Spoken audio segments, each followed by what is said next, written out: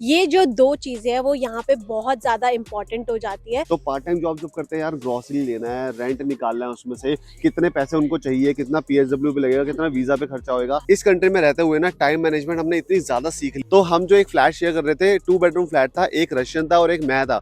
तो hello guys, welcome back again to another video. मैं हूं गौरव। मैं हूँ अभी। तो आज हम लोग आ गए हैं फिर से अपने जेफसन गार्डन लिविंगटन में, जो पार्क है। यहाँ पे आके हम बहुत सारी वीडियोस बनाते हैं और आज भी आप लोगों के लिए एक नई वीडियो लेके आए हैं।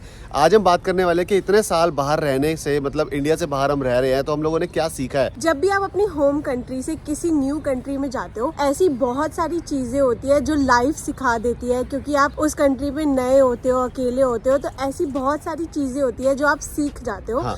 तो आज हम उन्हीं चीजों के बारे में बात करेंगे कि हमने यूके में इतने साल रह के क्या क्या चीजें जो है वो सीखी है। स्टार्ट करें फिर आज की वीडियो से। तो सबसे पहली चीज जो हमने यहाँ पे आके यूके में सीखी है वो है इंडिपेंडेंस एंड सेल्फ रिलायंस। तो ये सबसे ज्यादा इम्पोर्टेंट चीज है जो हर कोई यहाँ पे आके सीखता है। तो जब भी आप किसी न्यू कंट्री में आते हो, बहुत सारी ऐसी चीजें होती है जो चैलेंजिंग होती है, बहुत सारी ऐसी प्रॉब्लम्स होती है जो आपको खुद फेस करनी पड़ती है, जिसका सोल्यूशन आपको खुद निकालना पड़ता है। उससे क्या है, बहुत ज्यादा एक सेल्फ रिलायंस वाली फीलिंग आती है, इंडिपेंडेंट आप फील करते हो। जब मैं इंडिया में थी, मुझे कुछ नहीं पता कि घर के बिल्स कब जाते थे, कितने आते थे, या फिर घर में राशन कितने का आता था, कब पापा लेके आते थे। बट जब मैं यहाँ पे आई तो सब कुछ खुद मैनेज करना है, कोई नहीं है यहाँ पे मैनेज करने वाला। राशन कब लेके आना है, खाना कब बनेगा, क्या बनेगा, सबसे बड़ा सवाल ये होता है कि खाना क्या बनाना है। वहाँ पे तो कुछ टेंशन नहीं होती थी, मम्मी पापा सब देखते थे। तो यही है कि आप यहाँ पे आते हो, चैलेंजिंग बहुत होता है, लेकिन आप बहुत कुछ सीखते भी हो। तो वही मैं बोलना चाहती हूँ कि इन सब चीजों से जो एक डिपेंडेंसी होती है वो यहाँ पे आगे खत्म हो जाती है, and you feel independent, you feel कि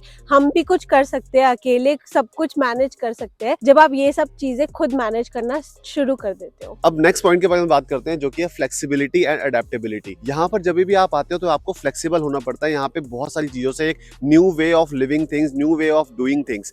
क्योंकि यहाँ पर मैंने ये तक देखा यार, कई लोग जो है अपने करियर के साथ फ्लेक्सिबल नहीं होते हैं। अगर वो इंडिया में मैनेजर की जॉब कर रहे हैं तो यहाँ पर आके भी उनको पहली जॉब जो है वो मैनेजर की ढूंढते हैं। मे बी उनको मैनेजर की जॉब मिल जाए, बट यहाँ पर एक्सपीरियंस के साथ आपको पहले एक्सपीरियंस लेना पड़ता है यूके का, उसके बाद आपको मिलते हैं। तो फ्लेक्सिबल रहना पड़ता है अपने करियर के साथ। फ्लेक्सिबिलिटी की बात की जाए तो यार, मैंने जर्मनी में CCNA करी थी, नेटवर्किंग का मैंने पूरा कोर्स किया था वहाँ पे। उसके बाद भी यहाँ पर आके मैं अगर नेटवर्किंग की जॉब ढूंढ रहा था तो मुझे नहीं मिल रही थी। मुझे फर्स्ट जॉब जो है वो टेक सपोर्ट में मिली थी। तो that is the way of doing things. मतलब मैंने ट्राई बहुत किया बट मुझे मिली नहीं, तो I had to be flexible. मैंने कम से स्टार्ट किया यहाँ पे जॉब जो है वो, सैलरी जो होती है वो कम से ही स्टार्ट करनी पड़ती है, फिर धीरे धीरे ग्रेजुअली आप जो है वो अच्छी सैलरी यहाँ पे ले लेते हो। उसके बाद करियर भी स्विच किया मैंने डेटा एनालिस्ट में। तो यहाँ पे काफी फ्लेक्सिबल होना पड़ता है।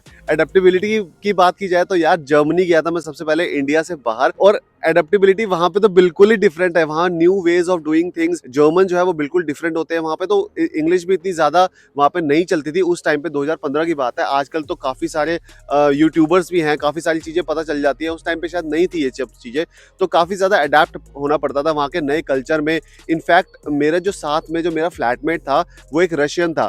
तो हम जो एक फ्लैट शेयर कर रहे थे, 2 बेडरूम फ्लैट था, एक रशियन था और एक मैं था। तो मतलब काफी चीजें वहां पे सीखने को मिली, उनके कल्चर के बारे में, खाने पीने के बारे में। हम लोग तो मसाले ज्यादा यूज करते हैं। मुझे अभी भी याद है, मतलब पहले दिन मैंने आके वहां पे दाल चढ़ाई कुकर में और कुकर की सीटी बजी और वो डर गया।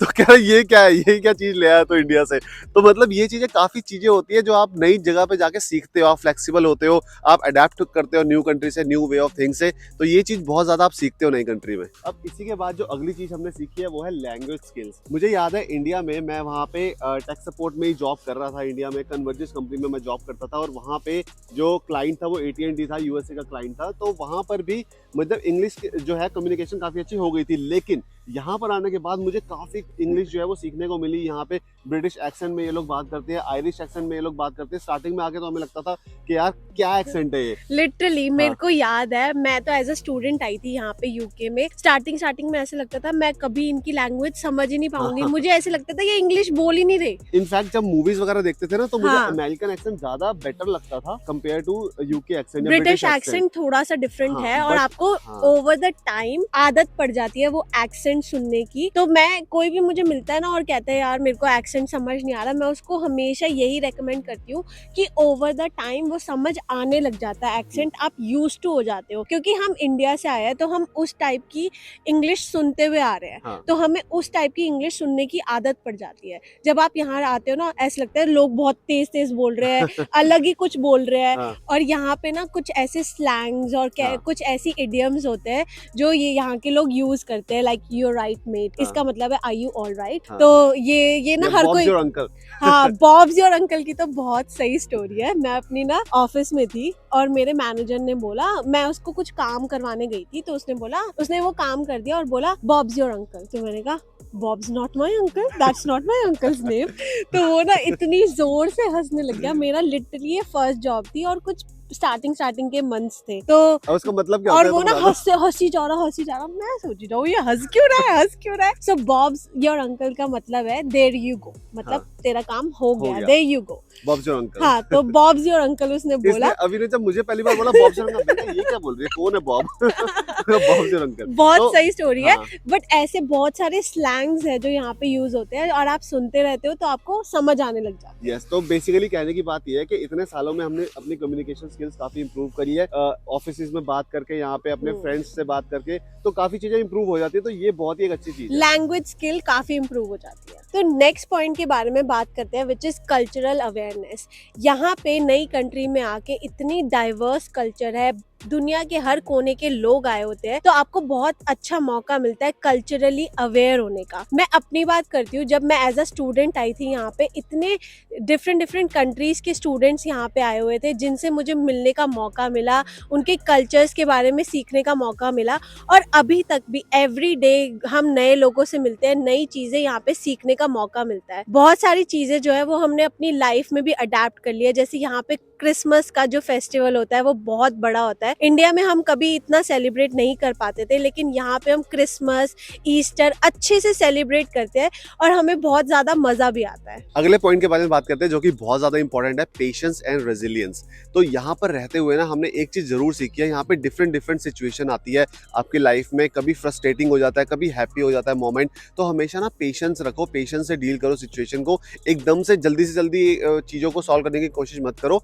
पेशेंस के साथ अच्छे से आराम से सोच समझ के चीजों को डील करो। यहाँ पे रेजिलियंस का मतलब है कि डिफरेंट ऑब्स्टिकल्स आते हैं, यहाँ पे सेटबैक्स आते हैं, तो रेजिलियंट रहो थोड़ा। अब अगर मैं अपना एग्जांपल लेके चलूँ तो काफी ज्यादा डिफरेंट सिचुएशंस आई हमारी लाइफ में। यहाँ पर कभी घर लेना है, घर भी जब हमने तब लिया जब हमारे पास बिल्कुल पैसे नहीं थे और हमने बस स्टार्ट कर दिया प्रोसेस। उस टाइम पे पेशेंस हमने रखी कि मॉर्गेज वगैरह सब कुछ डील हो जाए अच्छे से, सब कुछ सिचुएशन को देखा हमने, क्या क्या डॉक्यूमेंट चाहिए, यहाँ पे गाड़ी ली, यहाँ पे जॉब्स डिफरेंट चेंज करी, नई जॉब यहाँ पे ली। काफी ज्यादा डिफरेंट सिचुएशंस आती है। ऐसा नहीं है कि हम वीडियोस बनाते हैं, हमेशा हमारे चैनल पे आपको स्माइल दिखेगी, लेकिन उसके पीछे हमारी लाइफ में काफी ज्यादा चीजें चल रही होती है। तो वो आपको अच्छे से पेशेंस रख के डील करनी होती है यहाँ पे चीजें। और अगले पॉइंट की बात करते हैं जो है फाइनेंशियल अंडरस्टैंडिंग। आप लोगों को पता ही होगा यार, जब हम अपनी होम कंट्री में होते हैं, मैं ये नहीं बोलूंगा हम इंडिया में होते हैं, किसी भी अपनी होम कंट्री जहाँ पर भी होते हैं, हम अपने कंफर्ट जोन में होते हैं क्योंकि ऑलरेडी चीजें जो है वो चल रही होती है। मैं सबकी बात नहीं कर रहा, आजकल काफी लोग जो है अपनी होम कंट्री में भी इंडिपेंडेंट हो गए हैं, फाइनेंशियल अंडरस्टैंडिंग सबको आ गई है। लेकिन जब आप किसी नई कंट्री में मूव करते हो तो आप स्क्रैच से सब कुछ स्टार्ट करते हो, जॉब लेते हो, नया रेंट पे घर लेते हो, मैनेज करते हो, अपनी ग्रोसरी लेते हो, ये सब चीजें लेते हो, तो आपको एक फाइनेंशियल अंडरस्टैंडिंग आ जाती है कि कितना आपको अर्न करना है, कितना सेव करना है, कितना स्पेंड करना है, कैसी जो अपनी फाइनेंसेस है वो कैसे मैनेज करने, हाँ। बेसिकली वो पता लग जाता है। हम बाकी सबकी नहीं बात कर रहे हैं, हम अपनी बात कर रहे हैं कि हम जब इंडिया में रहते थे तो आई थिंक मेरे को तो बिल्कुल ही कुछ नहीं पता था। मैं तो बस यार अपना ऐश काटती थी कि पापा पैसे दे दो मैं खर्च लूंगी। लेकिन जब यहाँ है ना तो असली समझ आता है कि जब आप पैसे कमाते हो ना, ये बोला जाता है कि जब आप खुद के पैसे कमाते हो और खुद के पैसे खर्चते हो तो आपको समझ आता है कि फाइनेंशियली आपको कैसे सब कुछ मैनेज करना होता है, सेविंग कैसे करनी है और ग्रोसरी पे कितना पैसा खर्चना है, तो वो सारी चीजें आपको समझ आती है। और यहाँ पे जब स्टूडेंट्स आते हैं तो स्टार्टिंग से ही पार्ट टाइम जॉब जो है वो करना स्टार्ट कर देते हैं। तो पार्ट पार्ट टाइम जॉब जब करते हैं यार, ग्रोसरी लेना है, रेंट निकालना है, उसमें से कितने पैसे उनको चाहिए, कितना PSW पे लगेगा, कितना वीजा पे खर्चा होएगा, फाइनेंशियल अंडरस्टैंडिंग स्टार्टिंग से ही बिल्ड होनी जो है वो स्टार्ट हो जाती है।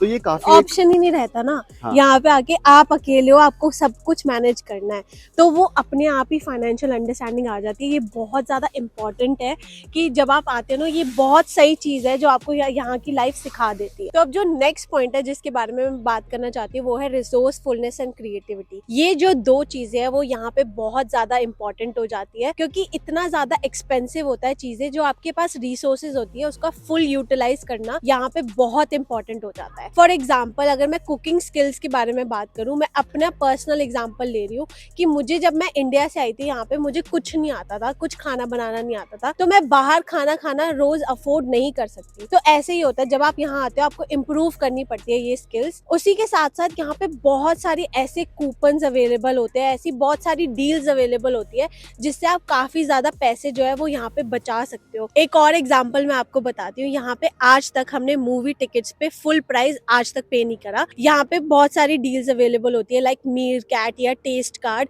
उसके थ्रू आप अप टू 50% ऑफ अपनी मूवी टिकट्स पे ले सकते हो। तो मैं ये नहीं कहती कि यार घर पे बैठो कुछ मत करो, सब कुछ करो, लेकिन डील्स ढूंढो कैसे आप पैसे बचा सकते हो और लाइफ भी इंजॉय कर सकते हो। अगला सबसे इंपॉर्टेंट पॉइंट जो है वो है टाइम मैनेजमेंट एंड ऑर्गेनाइजेशन। अब इसका एग्जांपल तो मैं अपने हिसाब से लेके चलूंगा, क्योंकि यार इस कंट्री में रहते हुए ना टाइम मैनेजमेंट हमने इतनी ज्यादा सीख लिया है कि 9 to 5 जॉब के साथ साथ आपको और भी डिफरेंट चीजें करनी है। आपको कुकिंग भी खुद करनी है, बर्तन भी खुद साफ करने हैं। यहाँ पे अगर डिशवॉशर नहीं है तो साफ करने पड़ता है, डिशवॉशर है तो आपको बर्तन उसमें रखने पड़ते हैं, एटलीस्ट सफाई यहाँ पे खुद करनी पड़ती है। तो टाइम मैनेजमेंट अच्छे से होना चाहिए। साथ ही साथ पैसिव इनकम कैसे जनरेट करनी है ये भी सोचना पड़ता है कि हम यहाँ पे रहते हुए यार ये सोचते रहते हैं हमेशा कि यार 9 to 5 जॉब के साथ और क्या चीजें हम कर सकते हैं, कहाँ कहाँ पे इन्वेस्ट कर सकते हैं, क्या क्या चीजें और कर सकते हैं। आपके पास दिन में 24 घंटे होते हैं, तो 24 घंटे में आपको कैसे ऑर्गेनाइज करनी है सारी चीजें, किस चीज को प्रायोरिटाइज करना है, कौन से टास्क है जिनको आप प्रायोरिटाइज कर सकते हो, कौन से टास्क है जिसको आप बाद में कर सकते हो। तो आपको पता है 9 to 5 जॉब के साथ यूट्यूब चलाना कितना ज्यादा मुश्किल है, और अब तो हमने अभी का भी चैनल जो है वो स्टार्ट कर दिया है। तो वो कैसे सीखा है हमने, वो टाइम मैनेजमेंट से सीखा है। आप कहीं ना कहीं से पढ़ सकते हो कि कैसे टाइम को मैनेज करना है, कैसे सीख सकते हो, लेकिन आप नई कंट्री में जब भी आप आते हो ना, ये चीजें आपको खुद जो है वो सिखा देती है।